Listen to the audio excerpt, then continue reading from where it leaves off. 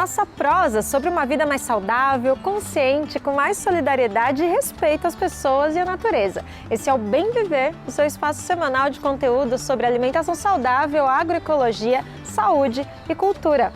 Eu me chamo Lani Belli e te convido então para ir junto comigo nessa jornada, porque tem muita coisa boa para a gente conhecer hoje. No Alimenta Saúde, você vai conhecer uma planta alimentícia não convencional, a Ora Pronobis. No Comida de Verdade, a Letícia Massula vai ensinar a fazer bolinho de arroz. A gente ainda tem uma entrevista sobre um marco muito importante na história da saúde no Brasil. São os 20 anos da Lei da Reforma Psiquiátrica. E ainda tem muito mais. Fica aqui com a gente para ver tudo, que o Bem Viver está só começando. Vamos abrir o nosso programa com o quadro Alimenta Saúde. Hoje a gente vai falar de uma PANC, ou planta alimentícia não convencional. Você conhece? Já ouviu falar? Então, essas plantas são muito comuns. Elas podem nascer de forma espontânea em locais próximos da gente, como jardins, terrenos baldios. E elas são comestíveis, mas a gente acaba não consumindo por falta de conhecimento. E nós perdemos muito com isso, porque elas são ricas nutricionalmente, além de serem muito acessíveis também. Então hoje a gente vai conhecer uma dessas plantas e os benefícios que ela traz para a saúde. É a Ora Pronobis.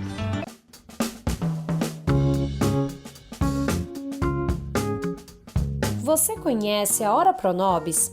Essa planta que é mais popular cobrindo muros de casas com suas folhas verdes escuras é uma PANC, planta alimentícia não convencional.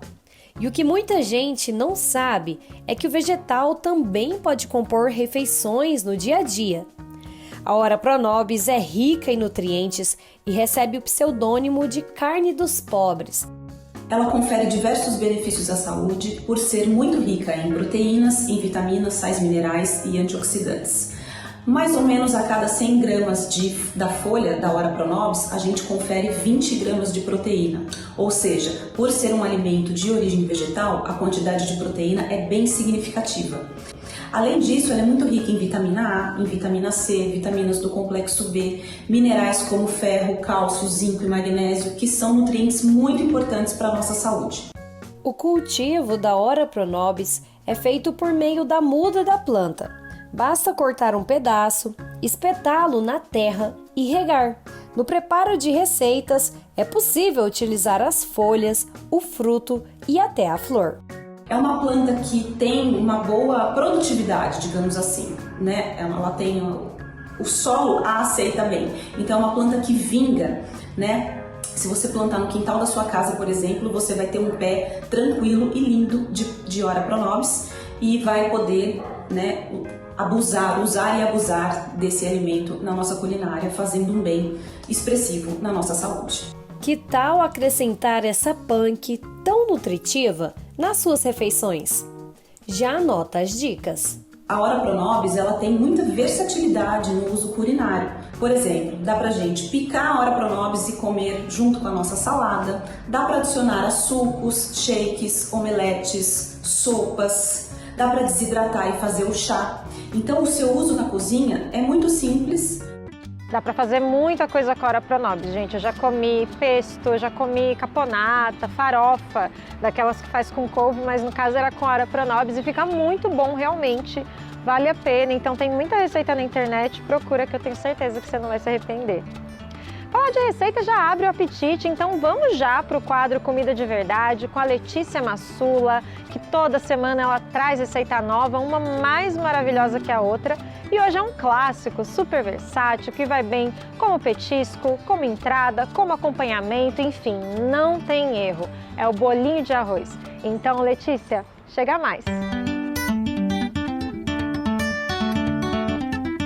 Oi Luana, oi você que está em casa. Hoje eu vou fazer uma receita muito querida, todo mundo gosta. É uma receita que tem na casa de todo mundo, porque na casa de todo mundo tem uma coisa que não sobra, é arroz. E essa é a receita mais clássica de reaproveitamento de arroz. O famoso, o querido, o amado, o adorado bolinho de arroz. É isso que a gente vai fazer hoje. Para o bolinho de arroz você vai precisar de arroz dormido, né? Arroz de ontem. Você também vai precisar, olha só, de cebola bem picadinha E vai precisar de cheiro verde, salsinha, cebolinha. Quem gosta de coentro, pode ser com coentro. Pimenta picadinha, queijo ralado, ovos até dar ponto. Eu tenho aqui já um quebrado, de óleo para fritura. E eu vou fazer uma brincadeira aqui, vamos ver se funciona, com um pouquinho de urucum num tanto da massa para ficar um bolinho de arroz e sal. A dica mais importante para o bolinho de arroz ficar bem legal e você não precisar colocar farinha nem nada para ele dar liga é aquecer o arroz. O que eu faço?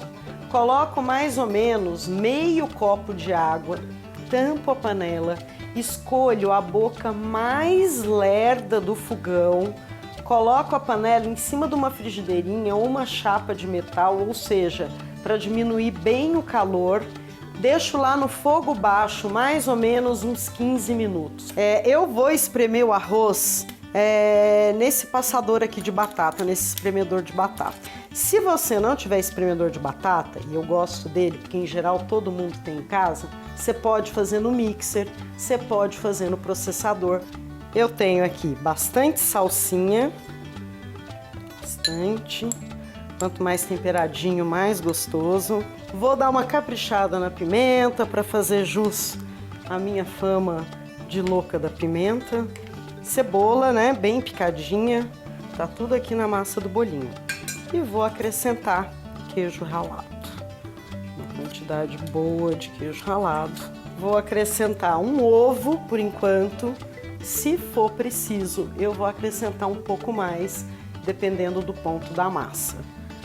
Vou colocar um ovo, vou colocar sal.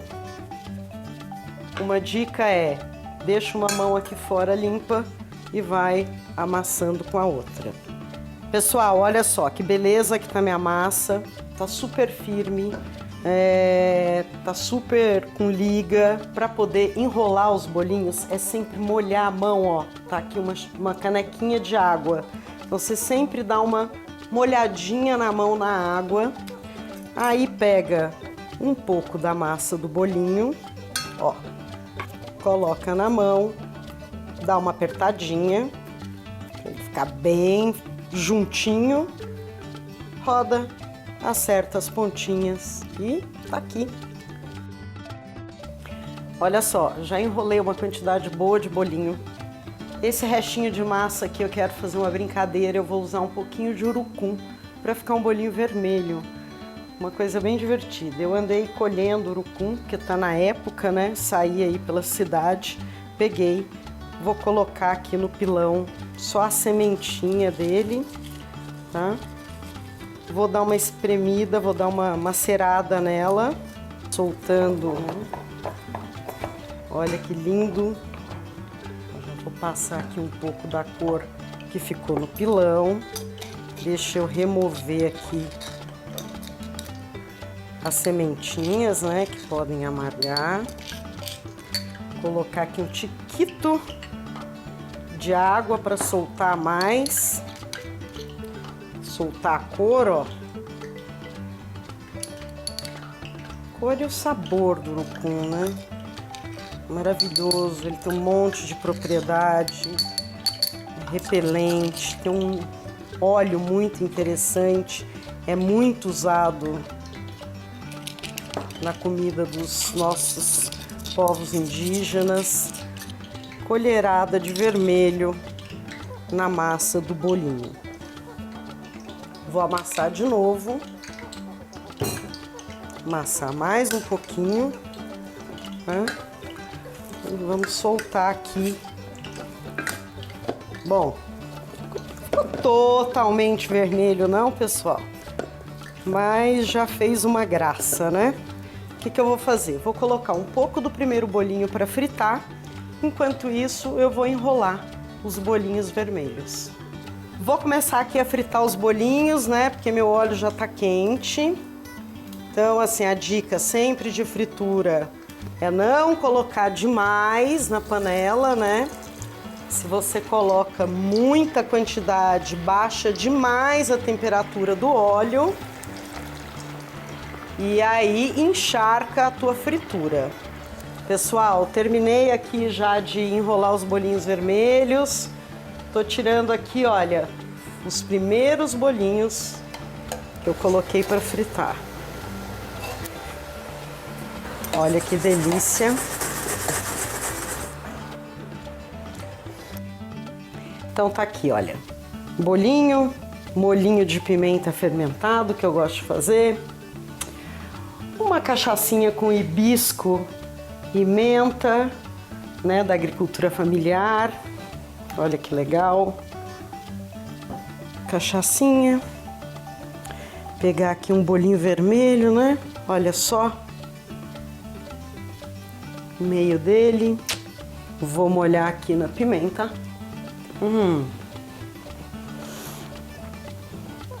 Cachaçinha. Bolinho. Fim de semana. E assim a gente segue a vida.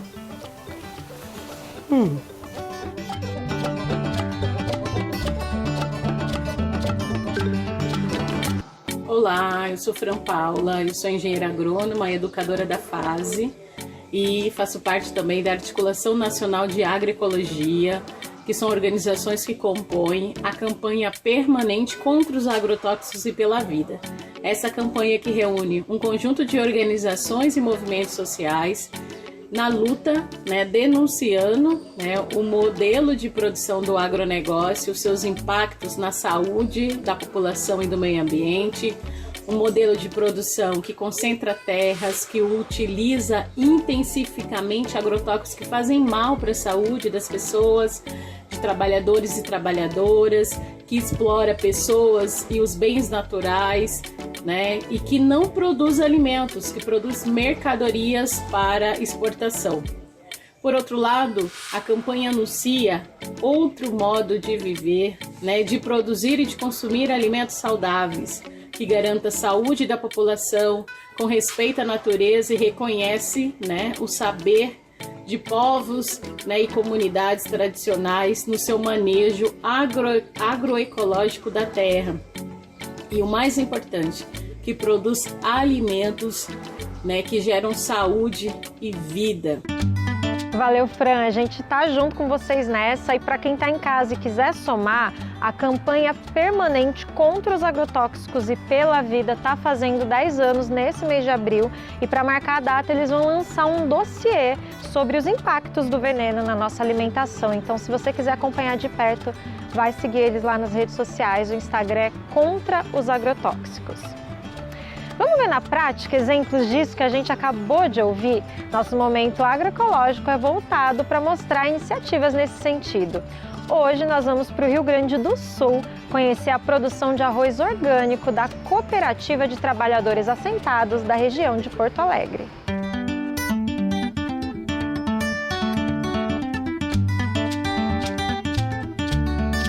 Contrapondo a lógica de exploração e destruição do agronegócio, há mais de 20 anos, os assentados da reforma agrária no Rio Grande do Sul são os maiores produtores de arroz orgânico da América Latina. O nosso grande patrimônio é a produção de alimento saudável agroecológico, porque é da nossa natureza política e organizativa proteger o meio ambiente, a natureza, a fauna e a flora e o ser humano. Então essa proposta de produção, ela vem de encontro a uma opção de vida, na verdade. A Cooperativa dos Trabalhadores Assentados da região Porto Alegre, a COTAP, produz arroz orgânico totalmente sem veneno. Segundo o Instituto Rio Grandense do Arroz, o IRGA, na safra de 2020 e 2021, os camponeses devem colher mais de 12 mil toneladas. Para se ter uma ideia, essa quantidade equivale a 248 mil sacas de 50 quilos do grão. Mais de 380 famílias em todo o estado trabalham na produção do arroz orgânico. Esse modelo coletivo de produzir o alimento gera distribuição de renda e integração social e econômica para 12 assentamentos da reforma agrária. Buscamos, em cada sistema estabelecido aqui nessa unidade, reafirmar o manejo reafirmar as tecnologias e buscarmos desenvolver e aprimorarmos as nossas tecnologias e buscarmos a pesquisa, as inovações. A produção do arroz orgânico é dividida em 5 etapas, que passa pela drenagem da área e renovação do material orgânico, a preparação do solo, o plantio das sementes, o estabelecimento da lavoura, até chegar na colheita. Nós temos o objetivo de produzir o grão, transportar, secar até o nosso secador, deixar armazenado no nosso silo e para depois agregar valor ainda a gente tem as agroindústrias que a gente industrializa esse arroz e faz a venda. O maior produtor de arroz orgânico mantém o valor do produto com preço justo. A ideia é contrapor os monopólios de grandes empresas que controlam o comércio. Além disso, a cooperativa também realiza diversas ações solidárias no estado. O nosso alimento é distribuído para milhares de escolas de todo o Brasil, da região sul, da região centro-oeste. E o nosso alimento é acessado por crianças em vulnerabilidade social, que são as crianças que estão na escola pública. O filho do trabalhador da cidade, se alimenta com o nosso alimento orgânico. Para comprar o arroz orgânico produzido pela cooperativa, é só entrar em contato com as lojas do Armazém do Campo e da Reforma Agrária. Mudando de assunto, vamos para a nossa dica de saúde. Hoje, mais uma vez, a gente convidou o médico de família Aristóteles Cardona e ele vai tirar uma dúvida muito comum sobre a Covid-19. A gente sabe que tem 2 testes que podem detectar a doença, mas e aí, como a gente escolhe entre esses 2? Importante saber. Então, vamos ver o que ele diz.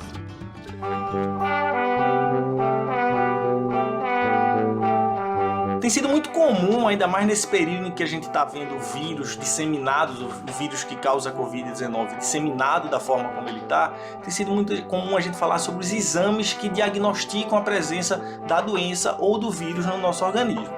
Para resumir um pouco essa história, a gente tem 2 tipos de exames principais. O primeiro deles é o que a gente chama de RT-PCR e o segundo são os que a gente chama de sorológicos. Basicamente, a diferença é que o RT-PCR ele busca encontrar no nosso corpo o vírus ou parte desse vírus, para ser mais preciso, a parte genética desse vírus, através com a coleta de uma amostra de secreção presente ou dentro do nosso nariz ou dentro da nossa garganta. Esse exame, como eu falei, ele se chama RT-PCR e serve para buscar a presença do vírus, digamos assim, mais ativo no nosso organismo.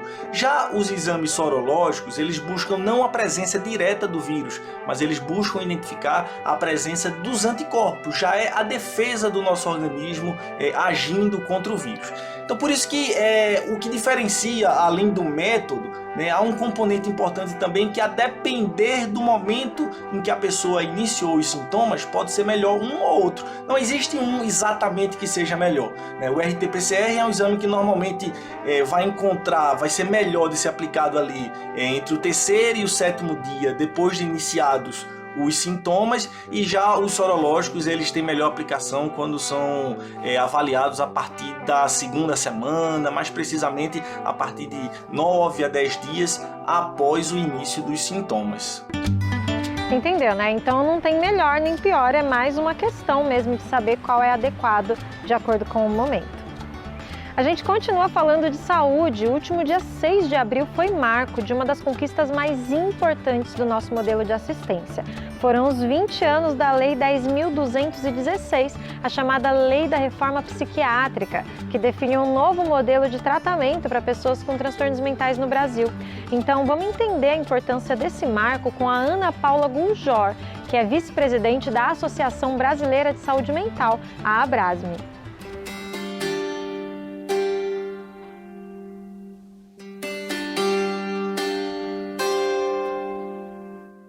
A Lei 10.216, ela ela foi uma coroação de uma luta, ela foi uma conquista de entidades, movimentos liderados pelo movimento da luta antimanicomial.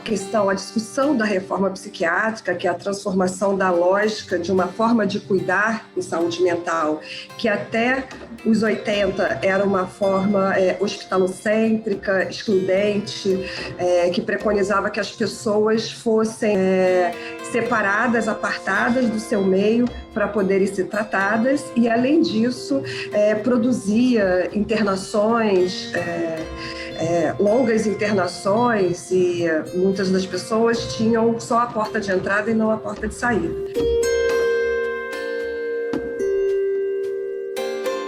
A partir da década de 70, iniciou-se com denúncias sobre as más condições, as condições violadoras de direitos das instituições, das grandes instituições asilares, instituições com muita violência, índices de morte, superlotação, entre outras coisas. Elas funcionavam como um acúmulo, como produtoras de lucro, onde se denominava indústria da loucura.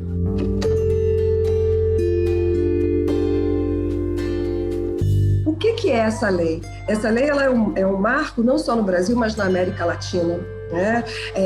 Como o Brasil sendo o primeiro país a ter uma lei nacional que regulamenta os direitos do usuário da saúde mental. Nós chamamos como sendo um processo social complexo, porque a ação vai se dar no âmbito jurídico-político, que vem da legislação e organização dos movimentos, que a gente falou, no âmbito técnico-assistencial, que são esses serviços que a gente vai estar dizendo aqui, que são as redes de atenção psicossocial, e o âmbito sociocultural, aonde vai se pensar a inclusão dessas pessoas, a inserção social dessas pessoas, a geração de trabalho e renda, as iniciativas de construção, de fortalecimento das identidades.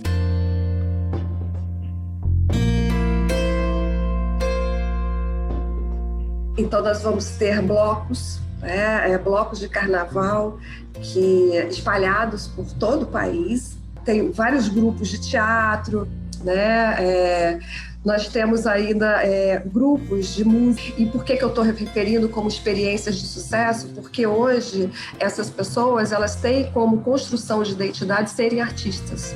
Eles são artistas. Eles não são mais usuários de saúde mental que tocam, ou pessoas alijadas dessa relação com a cidade,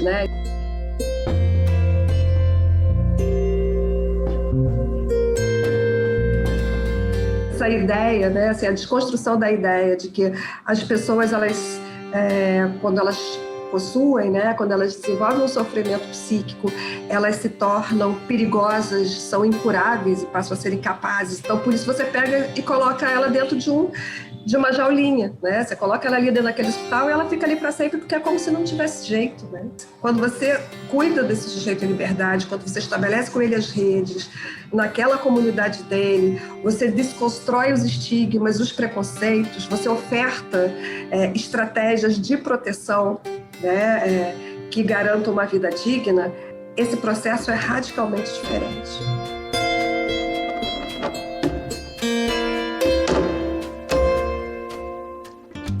Pois é, muito importante a gente saber o que tem de bom nessa política e valorizar muito essas conquistas, porque hoje tudo isso está ameaçado. Existe uma tentativa de desmonte dessa rede assistencial, além de uma série de outros retrocessos que estão sendo propostos. Então, fundamental mesmo a gente se informar para que a gente possa resistir. Estamos chegando ao fim do nosso programa com aquele gostinho especial, um toque final de cultura para você. A gente vai para Alter do Chão, no Pará, conhecer uma associação de mulheres indígenas que fortalecem a luta pelo território e o empoderamento feminino por meio da música.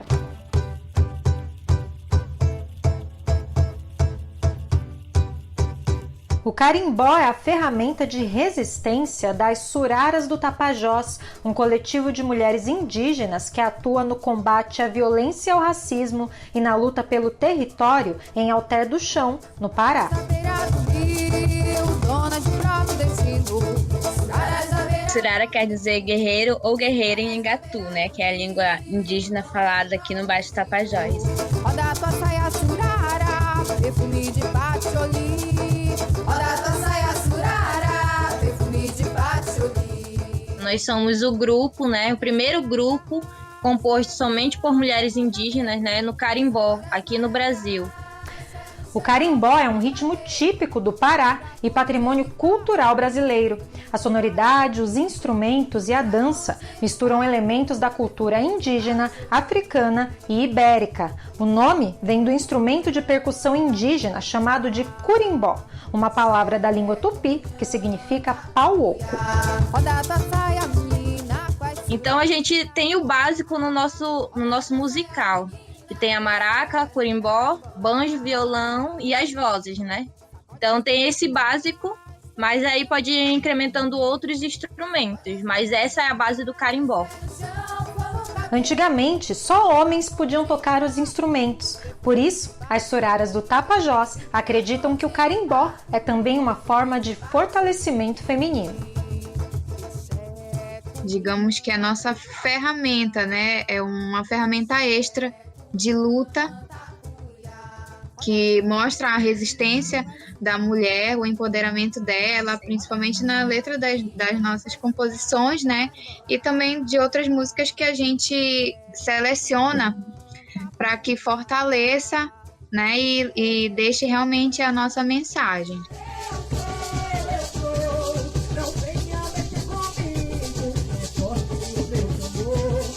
Então isso é um empoderamento da mulher também dentro do movimento de carimbó.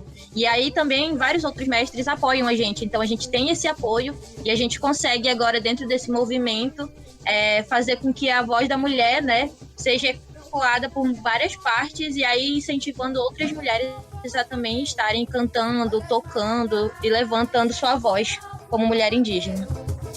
No fim de 2020, o grupo lançou o primeiro videoclipe da música Suraras da Beira do Rio. Essa e outras 2 músicas estão disponíveis no Spotify e no Deezer.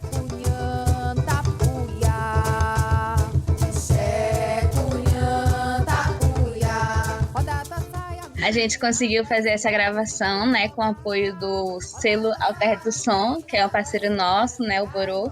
E aí ele ajudou a gente nessa produção e como colocar a música nessas plataformas. E cada vez mais a gente quer estar lançando música para que as pessoas possam estar acompanhando o nosso trabalho. E é muito legal, né, porque a gente nem imaginava que ia ser tão grande assim a nossa banda. E aí do nada as pessoas curtem Surara, pedem Surara. Roda tua saia, menina, com as suraras, vem carimbolar. Surara! E é assim, inspirados por toda essa beleza e essa força, que a gente se despede com toda a gratidão pela sua audiência. Esperamos por você semana que vem para mais um programa inédito. Mas você não precisa ficar sem o Bem Viver aí na sua semana, porque a gente tem a versão no rádio. É de segunda a sexta, a partir das 11 da manhã. No nosso site tem todas as informações sobre como você pode acessar. Passa lá, é radio.brasildefato.com.br. Também tem podcast, é só procurar por Programa Bem Viver no Spotify, no Deezer, no Google Podcast e no iTunes. Eu fico por aqui. Até logo. Tchau.